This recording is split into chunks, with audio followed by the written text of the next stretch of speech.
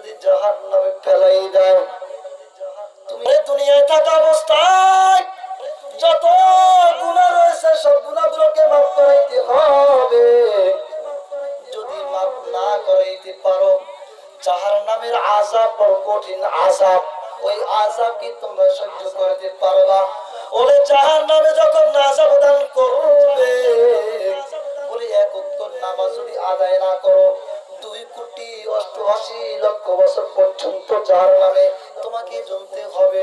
বলে 2,88,00,000 বছর পর্যন্ত কাকে বলে? বলে দুনিয়ার 1,000 বছর, আর আখিরাত বলেন বা জাহান্নাম বলেন তার একদিন। বলে দুনিয়ার 1,000 বছর, আখিরাতের একদিন। যদি এমনটাই হয়, এক ওয়াক্ত নামাজ আদায় না করলে 2,88,00,000 বছর পর্যন্ত যদি জাহান্নামে জ্বলতে হয়, বলে এরকমের কয় কুপ্পা পর্যন্ত জ্বলতে হবে। বলে জ্বলতে জ্বলতে জ্বলতে জ্বলতে এমন অবস্থা হবে, বলে আর কোন কাজ হবে না।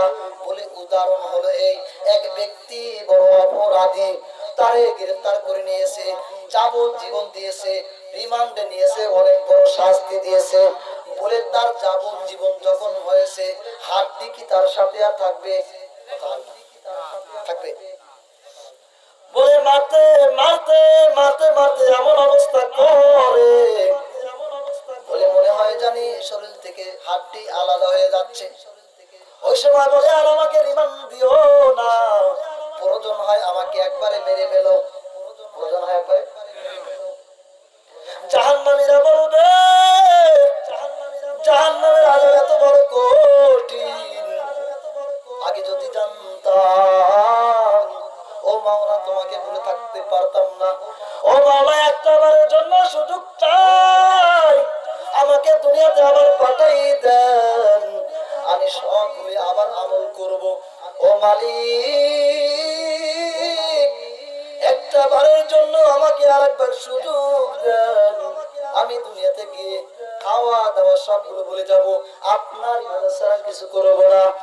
আর যদি তা না হয়, ও মালিক, জাহান্নামের আযাব আমি সহ্য করতে পারি না, অতএব তুমি আমাকে একবারে শেষ করে দাও, হয় দুনিয়াতে পাঠাও, আর না হয়তো তুমি আমাকে শেষ করে দাও।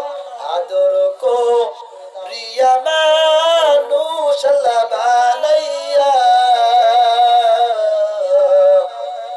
কেমনে দিবা জাহান্নামে ফেলিয়া। আদর কো প্রিয়া